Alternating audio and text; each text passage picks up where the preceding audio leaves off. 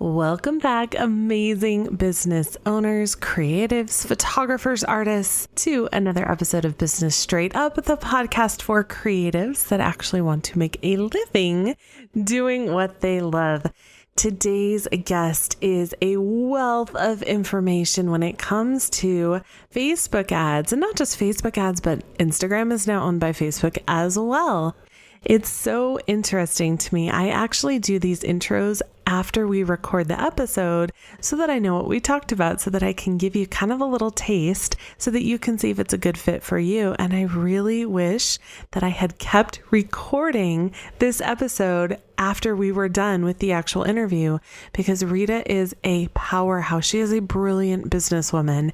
And I wish that you guys could have heard our conversation. We were talking about money and how it works in business and how it's okay to want more money. It's okay to grow in your business and to really step into your power. So I'm so sorry that you guys did not get to hear that, but you do get to hear all about her strategies when it comes to measuring the metrics in your business that are most important and how we can harness the power of social advertising. So we are going to chat all about Facebook ads because, quite frankly, they scare me and they're a little overwhelming. And I think I probably have 4 courses on how to do them and they still scare me.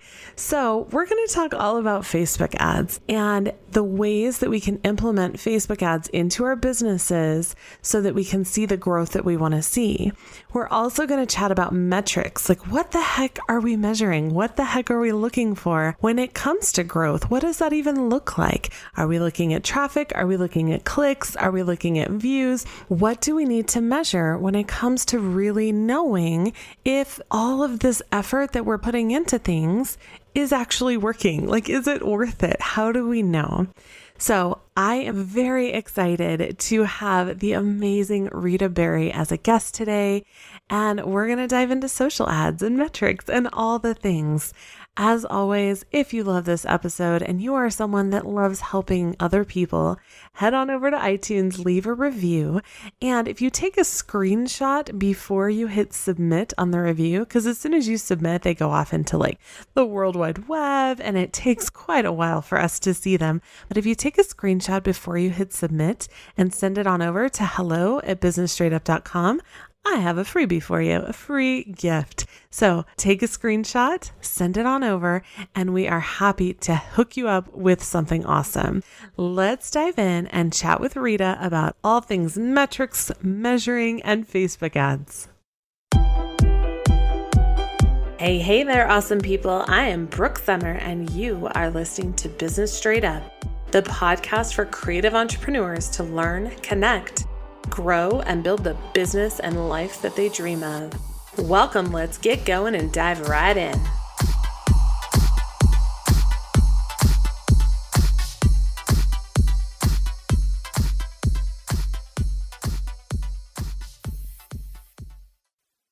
Welcome back, amazing business owners.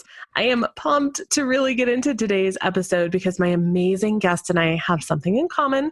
We both know how freaking important website design, data collection, and marketing can be. We're even going to talk about something that makes me really nervous personally, which is Facebook advertising. So if any of you kind of just checked out when I said those things because they sound a little too nerdy, I really want to encourage you to please come back and check back in, because today's episode will be a wake-up call to some of the things that you may have been ignoring in your own business. Today's guest is Rita Berry of Rita Berry and Company. Thank you so much for being here, Rita. Thank you for having me. I'm pretty excited to make this as unboring as possible. I know, right? It's so funny. I taught a website class a couple days ago and I kept asking, okay, guys, are you still with me? I know this is boring, but it's important. Exactly. Where when people buy in though, and they're like, oh, and you kind of see the light, then that click has to happen. It's true. Up until that point where it all makes sense, it is profoundly boring. Yes. And when I was showing, because I was showing kind of the back end of like WordPress and what you can do with it, people are like, this is blowing me away. And it's one of those things that it seems so boring, but once you get it and you realize how powerful it is. It is. And it can kind of be creative and fun. Like once you get past that learning, that first learning bit where nothing works and everything is broken and frustrating. Yes. Then it's actually pretty exciting and creative for those people that really want to kind of dig into more of that fun stuff. Definitely. Oh my gosh, it's so true.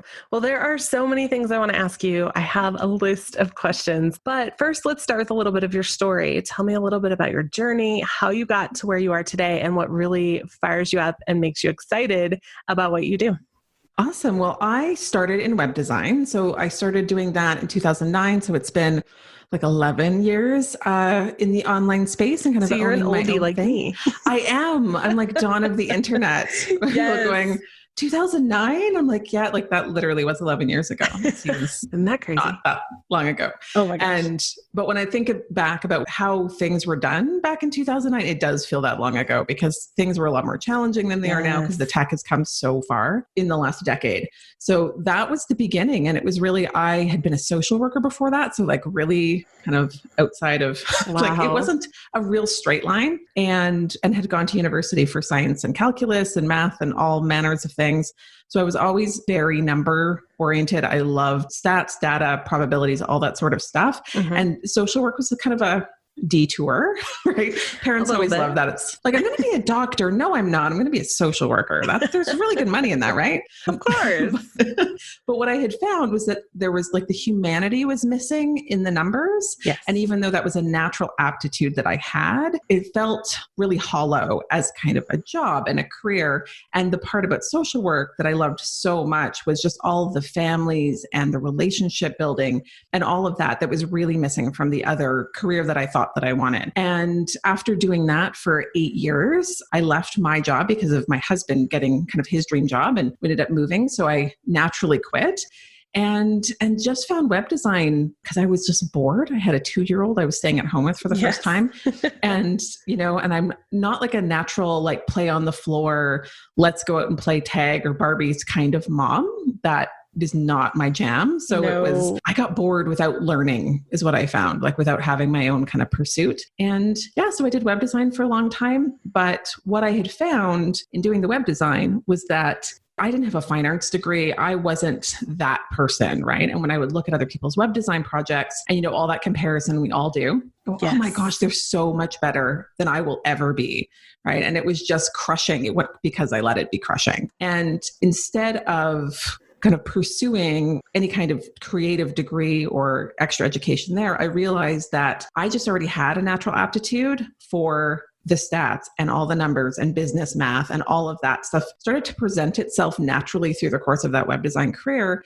And my website started to become like not art projects for clients. They were business building, things, assets within that business. And I could prove it because I could back it up with, this is what your sales and conversion rate were before. This is what they are now. And that felt really good to me because it got rid of all that imposter complex that hangs out in our heads. And just naturally over time, things evolved where people just started coming to me and saying, I don't need the website design stuff. I need that other stuff. And so told me you do that. And then I was just listening to the clients and customers, and about, is it 3 or 4 years? Maybe it's 4 now, 4 or 5 years actually, that I've stopped doing websites entirely. And we've moved entirely to data analytics around marketing and Facebook ads. So it's been just as long doing this as we had been doing that. Wow. So while you were talking, I was taking notes of like questions to go back to. I just want to kind of go back to what you had said about not being the sit on the floor kind of mom, because I'm not either. It drives me kind of crazy to just sit and play Barbies. And then I feel guilty about it, right? Because I'm like, I really should be doing this. But I wanted to kind of make the point of like, you looked at where your strength was and that it's okay to honor yourself, even when it comes to working with and serving other people, in this case, your child. Exactly. And when I'd first quit and like I'd never been unemployed in my whole adult life. So at first, I have all those, the female friends, but a lot of us had young children at the time. And all I heard from everybody was like, oh, Rita, this is so exciting. You get to be a stay-at-home mom. Like this was often like kind of the dream for other people, right? Mm-hmm. That other people were projecting on me. And I hadn't actually much thought about it because it had never occurred to me to be a stay-at-home mom because it had my career. I was just going to go back after maternity leave. This was just like, I didn't really entertain anything different. And when I actually got into it, like the first couple months were great. Like I had a lot of naps, right? That I had needed from 8 years in social work, let me tell you, caught up on some sleep. But after that, that just, oh, this is not fun. Like, I feel like my brain's going to mush. If I sing another song, I like don't even know what to do with myself. And then my husband was gone a lot because he was, new and kind of the rookie on the police force. So he was always away. And it was just me and my 2-year-old. And we were in a new place and I didn't have all my friends, like that immediate circle around you. So it was very isolating, and a whole bunch of just really unpleasantness that everyone projected on me was supposed to be awesome. And it was not awesome at all. Yes. And what's awesome for one person is another person's needles under their fingernails. And, and it's okay to accept that. Like, it doesn't make you a bad person. One person may run their business completely differently. One person may run their household. One person may parent. And I just love that you were okay with that. And you said, you know what, this is not my thing. And that's okay. It doesn't make you a bad mom. It doesn't make you a bad person. And you just move forward in the direction that serves you so that you can better serve your family too. Completely. And it is. It's just, and initially it felt like there was a lot of mom guilt for sure. Definitely sorted it out now, seeing my now 14-year-old daughter, who is a smart, charismatic, extroverted. I don't know where that came from, like a million different things about her, where we did something right. And she's an amazing human and we have a great relationship. And she will even be the first one to tell her friends, whereas like my mom doesn't do that. And it's not that that's a judgment. It's just like, she's letting you know that this is, her mom knows who her mom is, and her mom certainly does not do that. So it's cool. We just respect the differences of each other. And it was a good lesson to learn, because initially it was really hard at the beginning trying to figure that all out. Yeah, that mom guilt can be real, man. It's brutal. And another note that I made, sorry. See, I love talking with people. And one of the things that I also love that you said is you started listening to your clients. Like, you started doing one thing and they told you they needed something else. And instead of being like, no, I don't do that, you kind of went down that rabbit hole and said, all right, I'll help you with this too. And again, just listening to other people and deciding what works best for you in conjunction with what works best for your clients. Absolutely. Like, just being open to the fact that maybe I didn't know the best way to do something. Yes. That it was possible there was a better way. And the interesting thing, like how hard it was in the first 5 years to get the business going. I took the long, scenic route to building a successful business, by the way. Yes. Like the first 5 years, like getting to the first 100,000, I don't even know how many years that took me. But that was just struggle. Granted, and there was a toddler too, so there was less time involved, but it took forever. And everything felt so hard. And what I've seen now, countless times over, is the more specific you get, the more known you get for something, because it's kind of your thing and you understand how to message specifically, and you don't start randomly talking about things that have nothing to do with your business, right? Like, you bore yourself with how much you talk about the same thing. Yes. All of a sudden, everything becomes easier. And website design as a blob, right, isn't very remarkable. But no, it's kind of boring. It is and it's like a dime a dozen. It's really hard to price well with that, because what makes you special, right? There's all of these questions that kind of come up around positioning and value propositions and things. But once the metrics came in, the being able to measure people's marketing as we do is our unicorn skill. And it is so completely rare. It's rare for women, right? That's another, we only serve female entrepreneurs. And a lot of female entrepreneurs get talked down to by, I had one client, my favorite phrase that she ever said is, she goes, I'm tired of being talked down to by teenagers in their mom's basements. Oh my gosh, yes. And she's like she was 8-figure, not multi-7-figure. She has an 8-figure business, and she was trying to get help with metric support. And that's who she was running into. And she's like, I have no time for any of this, right? The woman's in her 50s, she's over it, right? Wow. And that's a lot of what was out there 5 years ago, and probably still is now. I just don't see it as much. So it was a lot of listening and then getting really specific and making those scary decisions around, okay, we're not doing web design anymore. What does this mean? Yes. It actually meant that the business exploded and we can't even control how much, we can't take clients, right? It's just we're full, wait lists, all that kind of stuff. Wow. And at the time, it seemed impossible to let go of that other piece. But had I not let go of it, none of this other stuff would have been possible. Yes. Someone told me once that you have 2 hands, and when you're holding on to something with both hands, you don't have a hand free to grasp the awesome things that are coming to you. Exactly. And that really struck me. I think of that all the time.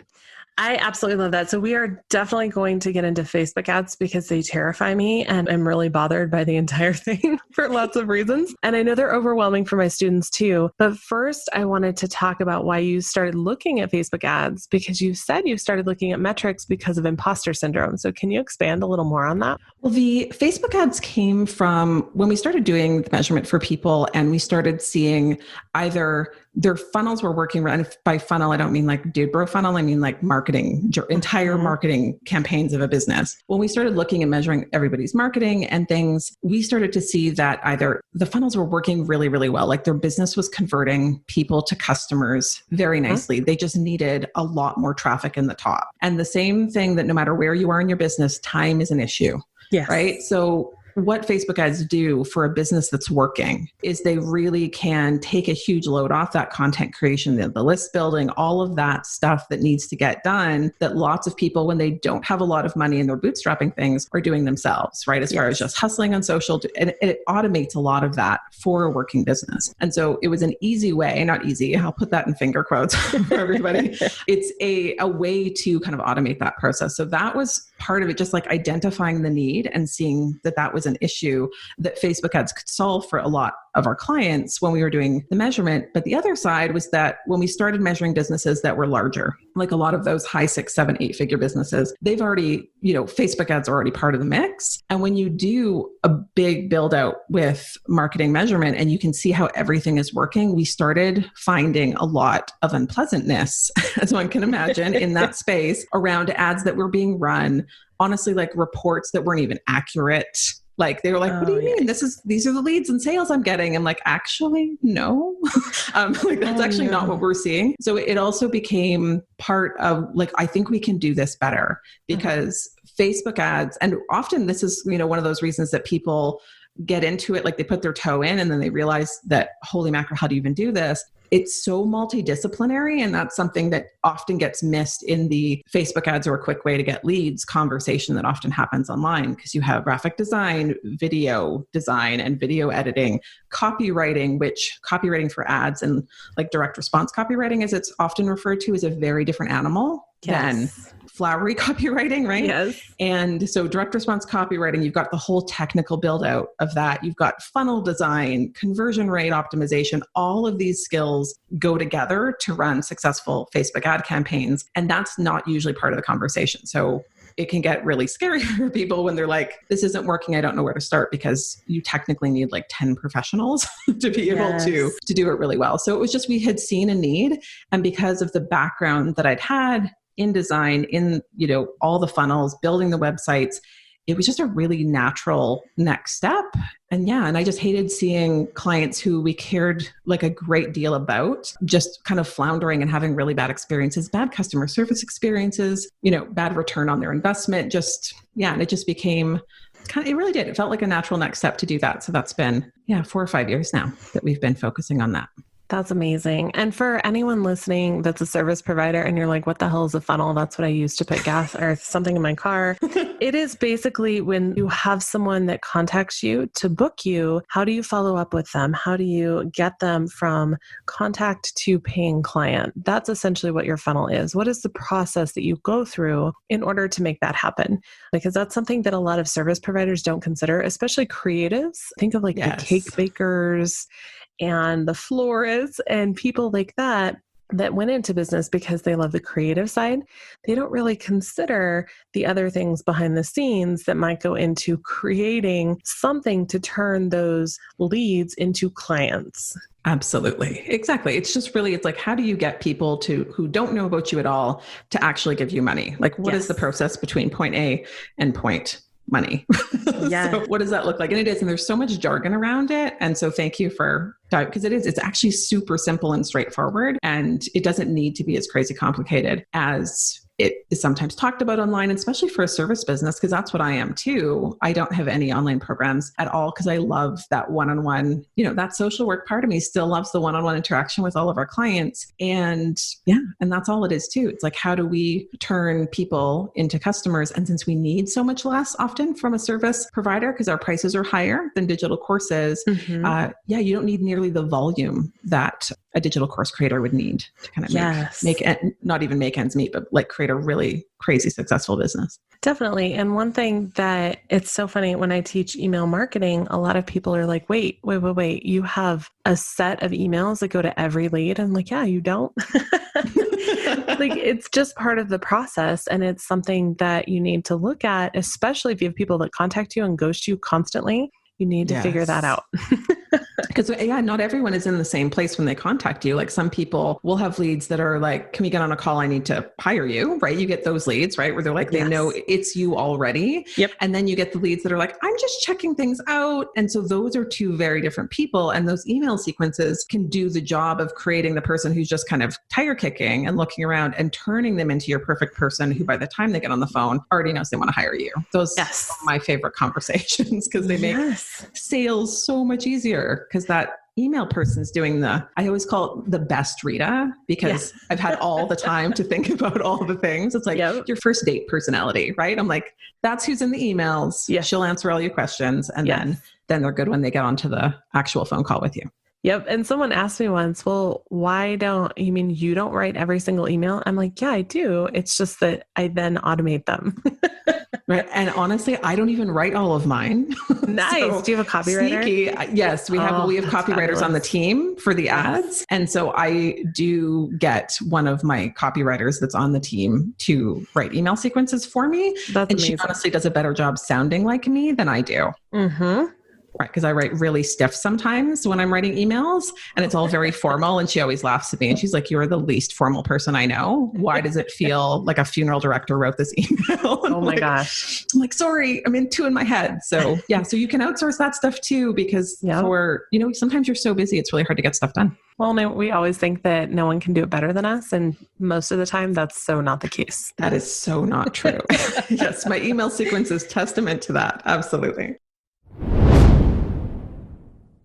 What if you didn't have to worry about writing emails to your list for the next 6 months and maybe even a year? Yes, it's true. It's finally here. My students have been asking me for this for years, and I have heard you, and these templates are finally available.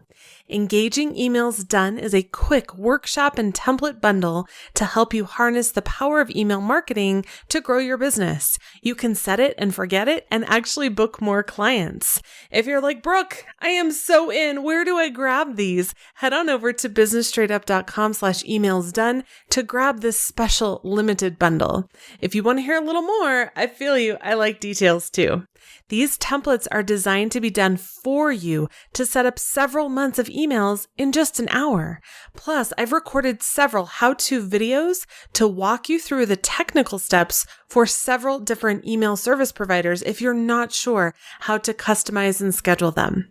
Engaging Emails Done has not only a quickie email marketing 101 how-to if you're starting from scratch, but it includes a minimum of 12 email templates that you can schedule ahead of time to take something off of that never-ending to-do list so you can focus on what you love most.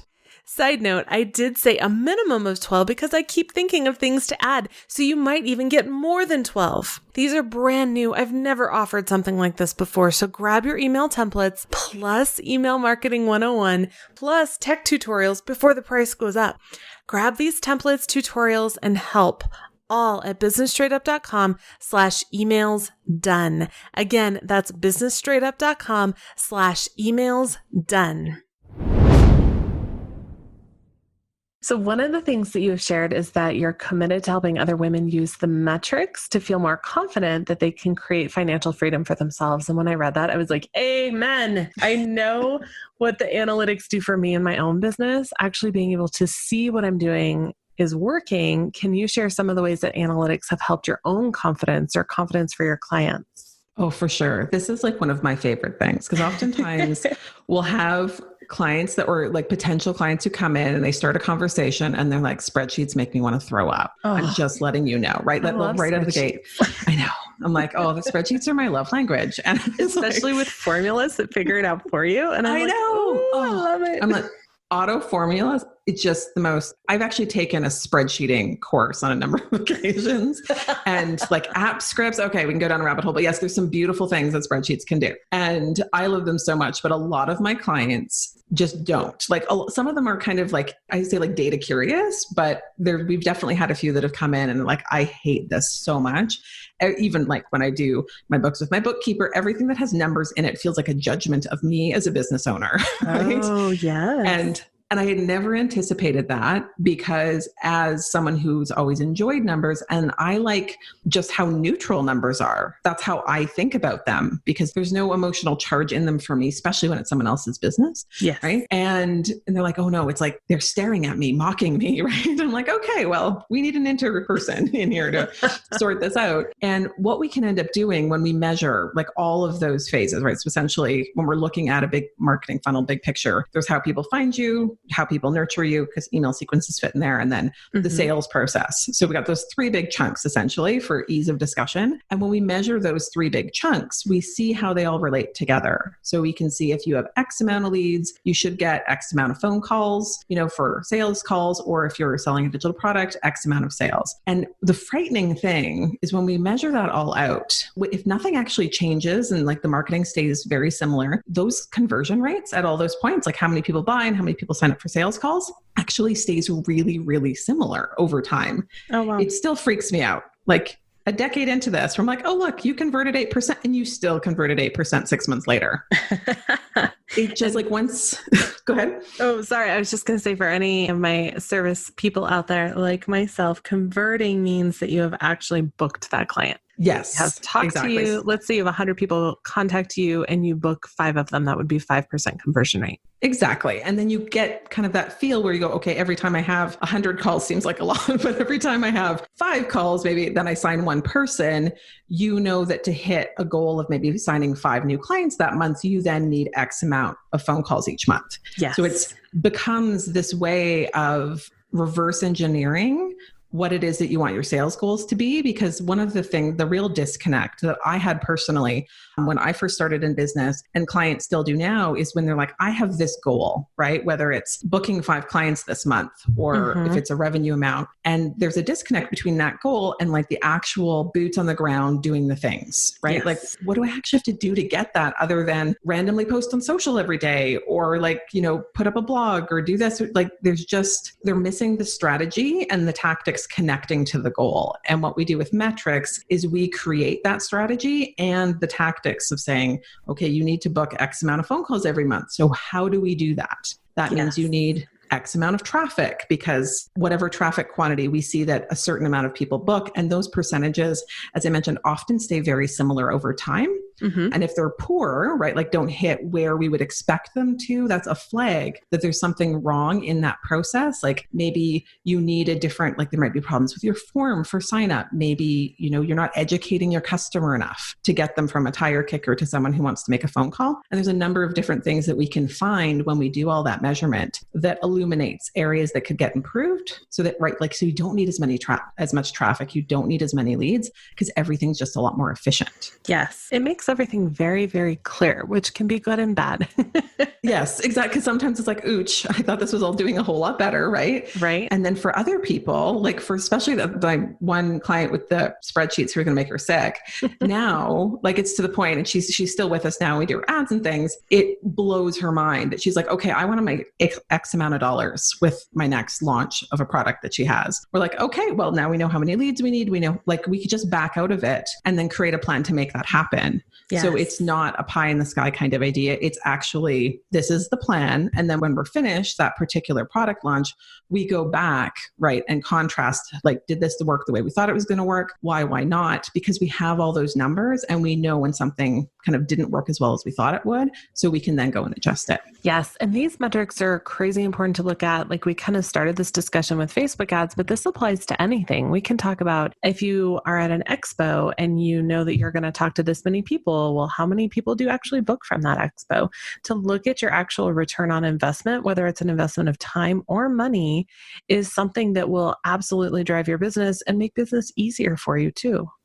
Oh, so much. Like the amount of times that I can think that I did something that worked so well to book clients, and then I just stopped doing it. And then I forgot that I did it at all. And then like a year goes by and you're like, okay, I kind of need some clients. What am I going to do? I'm like, oh, right. Remember that thing? Why did I stop doing that in the first place?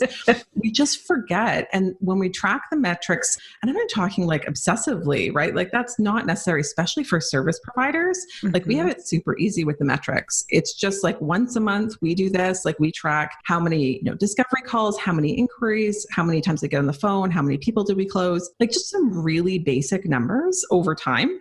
And if you have like an actual live event, right, where you're going and networking or showcasing your skills, just recording, like how many calls did I have after that? How many people did I sign? Because you might notice too that certain events or certain strategies, you actually sign a whole lot more. Like you have 5 calls and you sign 4 because they're very qualified people that are there. So that's kind of mental note, right? And to make sure to keep doing those ones because you will notice a different flavor of kind of that client that's at those types of events too. Oh my gosh, hardcore. And it's so funny. I do, as a boudoir photographer, I do not do weddings, but I do bridal shows a lot. And the reason is because I will book moms and sisters from bridal shows all day long. I don't care about the brides. Yeah, you're like, everyone else can have you. Right? Yeah. Because they're worried about other things right now. But when it comes to the other people, I can actually track that using those metrics and knowing where I met these people, how long did they follow me before they actually booked? And these things are so important. It helps me to not only book my clients on my photography business, but to teach people what they can do to better their own business. Exactly. And it's something that we always think we'll remember too, like that. I know I've been guilty of telling myself that too, but we really don't. Like there's so much going on and it's really nice, especially if it's like an event, like if you have like if there's like a wedding expo or something and it's just like once a year, it's really easy to forget kind of what happened last year. And also like if you come back and you just write down some really basic stats about it, then you can also look and say, is there anything about the way this went that I want to improve on, or I want to try something different this year and then test it against last year. Just like some really basic stuff that it's amazing how quickly you can learn and adapt when you actually are kind of asking those questions, as opposed to just accepting it as this is just the way it is and I'll go next year. And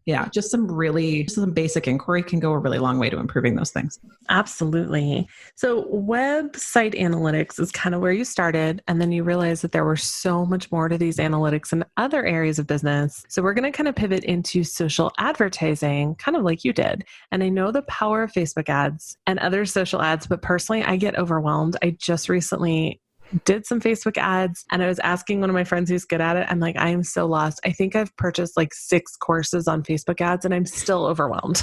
Can you That might share? be it. Oh my gosh. Well, it's so funny. One of my favorites was like this little tiny mini course. It was like a half hour long. And that's where I learned the most instead of these like 6-week courses because it's so totally overwhelming. Agree. It is. It's like if there's like a minimum viable, like how do I get Facebook ads up in a weekend? Like that's the course you want. You do not want all the things you need to know about Facebook ads, right? Especially for service providers. It's just, you're going to drown, right? It's just so much. Well, like anyone would drown because they're trying to cover absolutely everything where the minimum viable Facebook ads is really what you want. I feel like Facebook ad teachers need to have like their full course. This is 6 weeks, all this, and then one video that's like, get your ads going in 3 hours. Yes. Awesome. Let's do that. We'll start there and then we'll go down the rabbit hole. Can you share with our listeners why these ads matter and why they might want to start paying attention to these metrics and dipping their toes into Facebook ads and social ads? Well, the thing that Facebook ads, and kind of like I alluded to before, it makes things a little bit easier, right? Like if you can figure out, right? Because obviously there is definitely a learning curve there. But when you invest a little bit of time and figure out kind of how to make them work on a very small scale, it really allows for that steady stream of clients to come into the business, potentially, right? Leads definitely, but it also ups the volume of the amount of people that are coming in. So if you are in that testing phase where you're like, I don't know what is the best way to turn somebody into a client or to get someone onto a discovery call or have a consult or things like that, by having Facebook bringing you leads, you can start to test what are more effective a whole lot more than just kind of waiting forever for things to come in, right? Yes. And the biggest piece, like I always say there's like 4 chunks to being ready for Facebook ads and really thinking about Facebook ads for someone who hasn't kind of ventured down that road. Because you need to have your product. So if we'll do photography because that one's easy. I know a little bit about that. And so if your product being photography, so if you are a wedding photographer, that's the product. Mm-hmm. And then you have an offer, right? And so that's, even though it's kind of like the product because it's about it, the offer is more where your niching and your positioning comes in. And like, do you do eco weddings or do you do high-end luxury weddings at amazing, destinations? And what is the price of that? What are all the different kind of offer bits? So those are the 2 kind of chunks of it. And then we're looking for audiences. And so in Facebook world, right? That means email lists, people that have been to your website, things like that. But if you haven't ever run a Facebook ad before and you're trying to think of audiences and kind of getting ready for Facebook ads, think like, who do I have? Like, what have I created as far as awareness and people that know about me online? If you don't have anybody, like you like fresh starting, that's okay too. Facebook does allow for targeting of, people who recently got engaged. Photographers have some of the best targeting available out of all Facebook ads, like people that have had brand new babies. I think every single age range of children is represented. So if you do newborn photography, families, toddlers, grads, all that kind of stuff, it's all in there. Like people that have engaged for a really long time, friends of people who have recently got engaged. Like if you want to give gift certificates, like it's kind of mind blowing. Wow. You don't have those audiences already, but if you do have even a small email list, if you have traffic that comes to your website, like if you have good SEO for this particular photography business and people naturally come, you can serve ads to them on Facebook, even though that's not originally how they found you, right? Like they just landed on your site. So it's thinking about like, who can I advertise to? Do I need to start fresh and advertise to brand new people? Or do I have some existing people that are already in my world from social, SEO, all of those kinds of traffic sources that I can use Facebook ads to get in front of again and maybe make some of those offers, about my product, different specials and things. And then outside of that, it's having the actual marketing funnel in place. Like before people start running Facebook ads, especially for a service, I always recommend having something in place, right, where people can actually book a call, right? If that's the end goal that you have is to get people on the phone, you need to have some mechanism to make that really easy for them. Yes. So you don't want to just be getting people onto an email list and then doing nothing with them because it's not a really good use of the money, but making sure that there is a process that you've outlined in your head, that you know what people are supposed to do so that you can build the marketing to make that happen. Yes. And I just want to tell anyone listening that's like, oh, hell no, this is far too difficult. Even if you're not ready right now, someone told me this years ago, and I'm so grateful for her telling me this. Even if you're not ready right now and you're like, I'm not going to do this for a while, I'm busy, I don't need to add more, I want to encourage you to get that pixel on your website. Because I put my pixel on my website like 5 years ago and I had never touched Facebook ads, but now I have so much data. And what that does is it essentially tells Facebook that these people have visited your website, so we can now target them with advertising. So even if you're not ready right now, get the pixel. Please get that pixel on your website. And even if you have to there's pretty good instructions on how to get just the base pixel up. Yes. But even if you have to just Upwork it for $5 or something, right? I'm sure Fiverr, you could get somebody to put the pixel up just to get it on there. Exactly. Because it's just quietly tracking in the background. Yep. And for the one day when you're like, I am ready to tackle this monster, then there it is. And the Facebook pixel can track from your website 180 days back. And that's a long time. Yes. So it can also do much longer in actual on Facebook. Like if someone engages with your Facebook page, you get up to a year, but you don't need the pixel for that. But on the website, you get a lot of data. And because Facebook uses that pixel to help create better audiences, it's kind of like a more advanced topic, but that's really why you want it, because it gathers data, it sees who your people are. Yes. And that is data that Facebook can use to help you later on. And it will also, and this is one thing that blew me away when I started learning, is it will see who your people are and then look for their friends too. Kind of creepy, but true. It's all very creepy. And if you get creeped out easily, it still creeps me out. And I'm probably more aware than most of what the tracking is that's involved in this. Yes. And it is. So that's true. That's something some people aren't comfortable with, but trust me, if you post online anywhere, everyone's tracking everything. Yeah. It's so funny to me when people keep saying, well, Facebook is a free platform. I'm like, no, actually they're making billions off of our personal information. So you have to be very aware of what you put online. Exactly. And it's not an accident that I have a personal profile because I run Facebook ads, and I do not actually post personal information on Facebook at all. And everyone finds it because, friends will try to get you to help them out. They're like, oh, I'm starting a business Facebook page. I'm like, I don't know how to do that. And they just start, they're like, what do you mean? I'm like, I'm never on it. I don't actually see Facebook the way that most people see Facebook. Yeah. I'm in Ads Manager and I'm in Business Manager all the time. So I'm like, I don't actually look at that interface very often. Yes. I don't even have it on my phone. It's almost, I think, because I know too much that, it's not something I'm involved in, but I have to have a profile to be able to advertise. So that's why I have one. Yeah, it's crazy powerful. I actually have an IT security background. So I could go down this rabbit hole for days, but that is why my clients will show up for their sessions and tell me, I've never seen your kids. Like, you talk about them, but I don't know what they look like. I don't know who they are. And so I'll show my clients pictures while they're in the studio, but I don't put pictures of my kids on Facebook for that reason. Nope. Exactly. We're the same thing where my mother will, I'm like, Mom, I will share with you other ways because there's other people in the family, right, who share all their kids' photos and all these milestones and things. And she just knows that that's just not the way that we get pictures around in our family. Yeah. Yep. And she's just gotten used to it. It still annoys her, but she's gotten used to it. Well, and to each their own, some people share everything and that's cool too. It's just not what I want to do. So I have no judgment for anyone either way. It's just what we have chosen to do with our kids. And exactly. Everyone's a little different. You probably hear or read all the time on podcasts and courses, various communities, that you need to do certain things or have specific processes in place to help with your business. Whether it's lead follow-up, email templates, or workflow, all of this can be so overwhelming, right? Especially when you don't know where to start. I have spent 15 years creating processes that are repeatable for my own business. And last year, I finally launched my online shop where my email templates, workflows, and questionnaires are all available for purchase.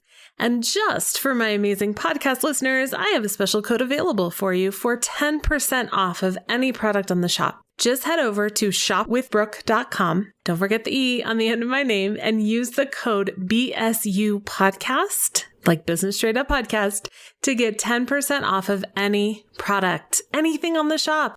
Don't let overwhelm or all of the shoulds take precious hours of your time that you could spend with your family or doing what you really love. Check out the templates and pre-done systems that you can copy and paste and implement at shopwithbrooke.com to start rocking your marketing and your business today. For someone that has never touched Facebook ads, what would be a great first step that won't be super overwhelming? Other than the pixel, we already talked about that one, but we'll start them on the path of understanding what the heck they're doing in Facebook or other social ads. So the first place that I always recommend anyone start is to do kind of a really low budget retargeting ad. And so what a retargeting ad means is that if somebody has either, interacted with your Facebook page or your Instagram profile, because that's where you access all of that stuff as well. All the Instagram stuff goes through Facebook. And, whether they've been on your website and if you have an email list, kind of a little bit more advanced, then you can use that as well. But putting up an ad, right, that really just shows people kind of an offer, or if you do have some kind of lead magnet that I don't know how, is your audience well versed in the lead magnet world or slightly maybe? I try. Not really. So email marketing and lead magnets is something that I teach, and so many photographers, and I've worked with chocolatiers. I've worked with so many creatives that don't really think that they need that. And once they start to understand what that really is, then they start to grow, but they're a little new to that. Okay, so I'll use an example. So say if you're a photographer, and like with a boudoir photographer, you could have a lead magnet of, 5 poses that you could use, on shoot day, or 5 poses that make you look great in photography. Yes. Something like that you could offer somebody in exchange for their email. Yep. And, it's something that's just really easy but people also get like a real benefit from right away, are often the ones, it makes them better customers, right? Because you're like, oh, look, if I can look this amazing with this information, how amazing am I going to look when she's actually directing me in person, right? Right. Yeah. It's just those connections and things. So doing something like having a lead magnet or putting up an offer ad to people that are already aware of you and have already kind of been in your sphere of influence online, just to let them know, like, hey, first of all, like, don't forget, I'm still here. I have things that are for sale. Yes. But also if they're not ready for sale, then you could have something like a lead magnet, or if you do create any kind of content like blogs or podcasts or things, you can also just show those people that are already aware of you your content so that you stay in front of them on top of mind, so that when they are ready for photography services, you're the only person they could think of anyway. Top of mind marketing is something that so many people do not pay attention to, and it is crazy, crazy, crazy important. It is, and it's so cheap on Facebook, like out of all of the types of advertising, because so often people are like, oh, I'm going to go for those, like the 2-year-olds, right? Or the newborn chunk, and go for completely brand new, huge cold audiences who have never heard of you before. That's what kind of the cold audience means. And they're the most expensive audiences because they don't know you. So there's no like and trust. None of that exists. And when people already know you and you just work on staying top of mind, you can be spending a few dollars a day just to get your content and your thoughts and your images in front of people who already know you. So much more likely to kind of take that next step and book a call or a session. It's so true. And this is especially true for people that do not have a deadline for whatever your service is. For instance, like wedding photographers, there is a set date. They have a date that they need to have this service by. But when it comes to portrait photography, maybe families or kids, or even like chocolate gifts, anything like that, that creative business owners love to do, when they don't have a deadline, they're going to put it off as long as humanly possible. And if they can have some sort of reminder that you are the person to go to for this, when it's time, they will come to you. And the bonus to that is that even if it's not time for them, when their friends ask them, you will be the first name that comes to mind. Oh, completely. Like even just thinking with the cakes, right? Like people don't even understand all the reasons or occasions that you could celebrate something with a cake. Right. And if you're creating these and taking pictures and going, oh, there's all the different celebrations and like random days of the year, right? that you can make cakes for, just being able to introduce sometimes ideas into your potential customers' heads. Like, oh, what a great thing to celebrate. I never actually thought to do that. And what a thoughtful idea, or I've never thought to do that kind of photography, and like when the virus came out, how a lot of photographers transitioned to like that front porch type project where they were staying really far away and taking pictures. People, if there wasn't, the first time I actually saw that on Facebook was an advertisement. Right. Really? So it was so neat where I was like, oh, that's so cool. I would have never thought that that was even a service. Wow. But there it was, right? And so it's things like that, that just being able to get in front of people and just make them aware of what you do is just, it's so valuable. And it really doesn't have to be nearly as expensive with those smaller retargeting audiences. And even with our big budget clients that have a ton to spend, who have a very well-developed business system at this point, we still often start with retargeting for them because they don't have really good retargeting in place. So no matter whether you're big, you're little, you're just starting out, it's always the place that we start because you usually see the best return on your investment there. Kind of funny story. I have a friend who runs a cake business, and she just posted a picture on social the other day. And I was totally thinking, as you're saying this, that she should make an ad out of this. She just posted a picture on Instagram of all the coronavirus cakes that she's been making. Oh my, like, see, exactly. Literally the ball, like what the virus looks like. It's a ball of a cake with like the red dots and everything. And I thought it was the funniest thing ever. She has a whole stack of them because people have been asking for them so much. Oh, you have to be careful with coronavirus advertising, but yes, like that exact thing. If you put COVID in your actual ad copy, it's very likely your ad account gets shut down. So you do have to be really careful. But yes, exactly like that though, because otherwise no one would ever even think, right? It would be it never crossed my mind, and I do cakes for anything. Exactly. There's lots of things we need to celebrate right now because everybody's really sick and tired of being sick and tired. But exactly. So if you could give someone 3 amazing tips when it comes to Facebook or social ads, what would they be? Oh, goodness. I guess I kind of maybe went over most of them there, but I'll kind of succinctly always start with retargeting. That one for sure. Make sure that you have, I will say, I refer to it as a business that works, but it's more making sure that you have that pathway. Like, what your goal is that you have for the advertising. Make sure that you actually have steps that people can take, once they get onto your site from the ad, because the ad is really such a small piece of it, right? It's just the beginning. You have to have a plan for what's going to happen when they get onto your site. And what you want them to do, you need to tell them what you want them to do. If you want them to book a call or download something, be explicit. And if you feel like you're like dumbing everything down, that's exactly correctly where you should be, right? Like, don't make this complicated. We're all in a hurry. And we explicitly say like, click here now. And it seems so obnoxious, but when we remove that, less people do it, right? It's just kind of the way it is. Isn't that funny? I teach about calls to action. Like I just did my website course or my website class. So many people say, well, I don't want them to feel like I'm telling them what to do. I'm like, no, you need to.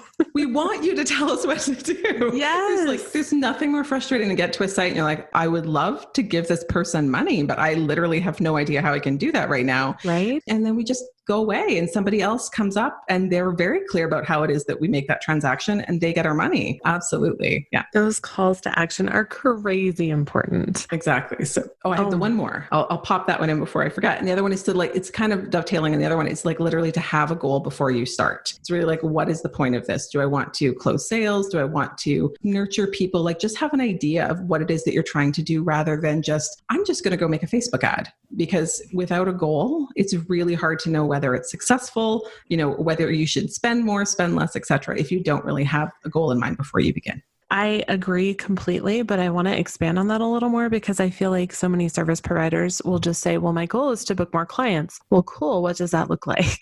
Can you expand on what the goal would look like, the actual tangible, concrete goal that we can measure? Yes, because measuring is important. Yes. What is the actual number? And it can be 1 or 2 or whatever, and some people's goal is I just want to get actually sign somebody, just one, because then I will know that at least that funnel that I put in place, right? Those steps that people take after they get to the ad is working, right? Yes. They're just looking for that kind of the evidence that everything is going well.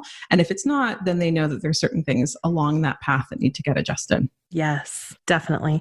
I think that I know some goals that I've used in my own business were to first grow my email list, which a lot of service providers, I keep working with them. They're not quite there yet, but that's so important because the reality is that while social is an amazing tool, it's not something that you can control. And I've had so many friends lately where their Facebook accounts are just shut down.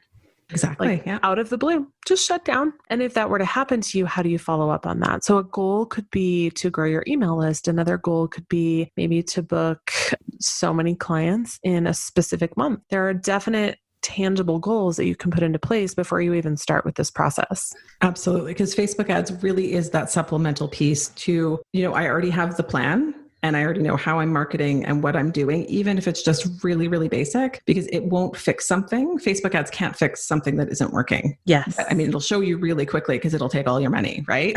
But when it is working and you add Facebook ads to it, it can make everything easier just because you've got kind of that autopilot of people coming into the email list and kind of nurturing. So it does take some of that weight off, but there is upfront work that is required before kind of pressing play on Facebook ads. Yes. And we have seen so many things change lately with world events. And before someone presses play, what are some things that they should consider? What are some things that have changed in the ad space with not only the pandemic, but other social unrest that's happening? What are some things that people can look at when it comes to social ads based on where we're at right now? And just for anyone listening, in case you're listening in a year, we're recording this on June 19th, 2020, right in the middle of everything.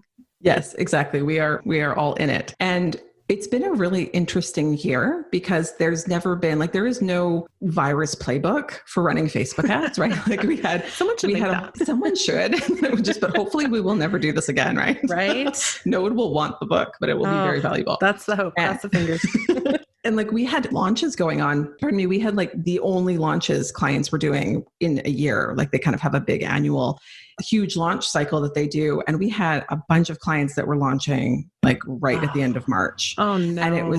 And you go, what is going to happen? Because it was just, let's just go, right? Yes. And figure it out as we go. And so with anything that's happening, because when you think about social advertising in general, as opposed to Google ads or just any kind of organic traffic or organic marketing that you're doing, is that when you're on a social platform, just think of what's going on when you're looking at Facebook ads, right? Or you're looking at Facebook and you're scrolling through your newsfeed and you've got, cousins, newborn babies, and you've got, your friend down the road's political opinion about things, and you've got the school your kids go to have an average, or telling you what's happening, at the fundraiser next week. It's a very busy and kind of interesting environment that you can't control what's around your ads. And so one of the things that's really been important this year, especially more so than any other year that I have run ads, is that we need to be conscious of what is going on in the world, because that is what's reflected in, especially in Facebook and Instagram feeds.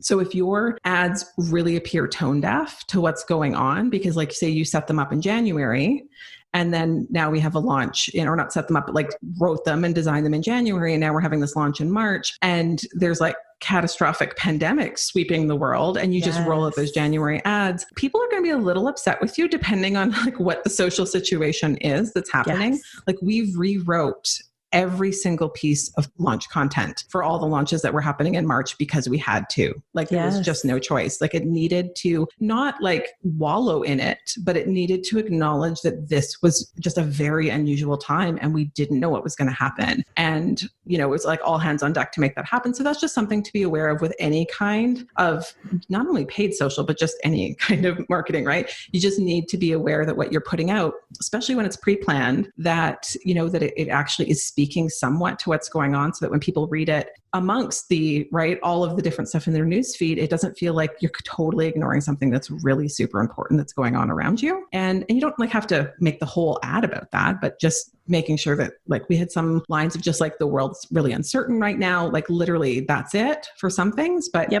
just need to be aware of the context of where you're putting your ads and just be a pleasant human, right? Like just be aware of what's going on and just be. Sometimes the ads need to get turned off. Like with a lot of the social unrest that's been happening in the US and around the world, there was a number of like week-long periods that we've had ads shut off for people, depending on what their social situation is and what their background is, because it was the right thing to do. Right? Yes. Like there's just certain things that, you just have to take into account when you're doing any kind of marketing, and paid social is no different. That's really interesting. I've actually, when I was trying to do Facebook ads last week and trying to figure this out, I would go to some of the pages that I follow, because for anyone that doesn't know, you can actually see the ads that any page is currently running under page transparency on Facebook. And it fascinates me to see the different pictures that they put with different text. And I really like to look at that and see how they build it, because I know that these people have professionals that do it, whereas I am not a professional Facebook ads person. But so many of them had the ads completely turned off. And I thought that was really speaking to what was going on in the world and not trying to drown out other things while still being true to themselves and their mission. It was really interesting to watch. It was really nice to see that kind of everyone, there was just universally, like, at least with all of my clients who are not people of color, there was a few people that ads were still running because of that and that didn't change. But for people that weren't, and that it just wasn't appropriate because there needed to be other voices that were being heard at that time, like it's just really important to make sure that everybody's just being really aware. And part of, running ads for other people is that some of my clients like aren't really aware, right, of what kind of, because they don't actually do their own social, right? That would be hard. Because they have other people do that. And it's making sure that they know that they need a heads up when stuff like that happens or changes happen on the platform so they can adjust accordingly. Definitely.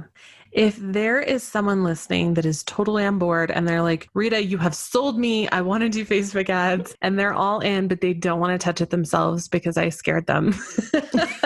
I'm just kidding. I didn't scare you. But what are some things that they can ask someone before hiring them to handle this for them so that they can outsource this? So one of the biggest things that I always recommend to people is to get case studies, because if somebody has been doing this and has a track record, it's really easy to talk a good game with it, but actual results are really important. And anyone who's been doing this for any period of time, depending on kind of what your level of investment is, if you're really comfortable with someone who's just started and learning and you're happy paying less while they're learning on your account, that's totally valid too. Like that's how I started, was like with lower value accounts. And yes, that's a totally viable option too, as long as they're really open about that. And it's kind of like that more of a partnership relationship, like we're going to figure this out together. Yes. I've seen that work really, really well too. But making sure that like, if you're thinking about spending a little bit more or really being quite hands off with it, sort of, I never suggest being totally hands off with it, is just making sure, that somebody can talk about the results that they get for businesses like yours. Like, for example, I don't run ads for service-based businesses. Mine are all membership course creators, digital products. So I wouldn't be the person, right, for a service provider, because it's a different thing, because it's just not my specialty. I totally could, but it's not my zone of genius, right? And that's not, I wouldn't say yes to that. So you could look specifically, is there someone who runs Facebook ads for photographers or for creative businesses? If you're a local business, it's the same as all of the different kind of service-based businesses in the world. Facebook ads managers and agencies niche too, right? So it's like, I'm female business owners who have digital courses, it's like super niched. Yes. But the advertisers and the agencies or the freelancers who really specialize, they know those audiences that work best. Like it's just so, because they're in your space, right? Like they see what's working for photographers or for different things like that. They're just often a lot more, you can just get better results because they really, really know their stuff for your specific business. So the niching piece, a lot of the just what are the results they've had? How long have they been doing it? And those are kind of the big things, and really liking the person, and especially around communication. Yes. And it's the social work in me. It's terrible, but I think it's so like you're going to talk to this person, hopefully more than most people in your business. Like most of my clients I am talking to, like but like conversing with either verbally or through Slack or through whatever, multiple times a week. Like we have lots of conversations. It's like, how are ads doing? We're giving updates. We're like overly communicating. Yeah. And so if somebody like kind of gives you a weird feeling and I don't know that I want to talk to this person that much, then they might not be a good fit. And that's the other piece that I've heard from a lot of clients over the years is the communication piece, is like seeing and asking those service providers before you hire them, like, how do you communicate results? How do you communicate with me? Because everything ranges from like agencies like myself, where we are literally, they probably like don't want to hear from us anymore. They're like, stop communicating with me, all the way to like, you'll only hear from somebody once a month, right? Like every flavor in between. So depending on how you like to communicate and how you like information transferred in your business, really understanding what the service looks like and what the deliverables are around, like, do they write copy for you? Do they create images? Like there's so much variation from agency to agency. Like some people are shocked. They're like, you write copy? I'm like, how could I not write copy? Right? But there's lots of agencies or freelancers that will get you to provide that. So a lot of questions like what's included, what does this price all entail? How is the communication going to happen? And then all those other bits. So there's a lot of questions, but do your due diligence and you'll end up with a really, really great provider that can help you out. That's amazing. I love that information. I think that one thing that I've seen some photographers come across is that agencies are typically used to using stock photography. And when you are advertising for photography services, that is kind of seen as a big no-no. So I would say almost for everyone, but finding someone that knows that, right? And that specializes and understands that. I think those are really, really great questions to ask. Thank you so much for being here today, Rita. Your expertise is so valuable. I wrote down a ton of notes on my own. I'm sure everyone else is too, to start looking at social ads a little more carefully. I know that for me, like I want to run some they kind of just go in the background that I don't have to think about as much, because when I have them going, I feel like I'm looking at them constantly and I don't want to have to do that. So I'll be learning. I'm learning. And for anyone listening, I want to know what your biggest takeaways are. Let's compare notes. I want you to post a photo or a screenshot while listening to this episode. Tag me on social at Business Straight Up, and that's on Instagram or on the Facebooks. I don't know why I've just made that multiple, but whatever. There's two. That's right. And let me know your biggest aha from this episode. What did you take away? What were you like, oh my gosh, yes. And if you haven't gone over to iTunes yet to leave a review, what are you waiting for? Head on over to iTunes. If you want a direct link, check out the show notes at businessstraightup.com/podcast. Take a screenshot of the review before submitting it, and I will send you a freebie, or my team, one of us will send you a freebie. Send the screenshot over to hello@businessstraightup.com, and we will send over something fun. Thank you so much for pressing play today. And Rita, thank you so much for being here. Thank you so much for having me. It was great fun. As always, keep moving forward, taking steps toward your goals so you can design your life on your terms, because that's the end goal for all of us, right? Have an amazing rest of your day, and we will talk soon.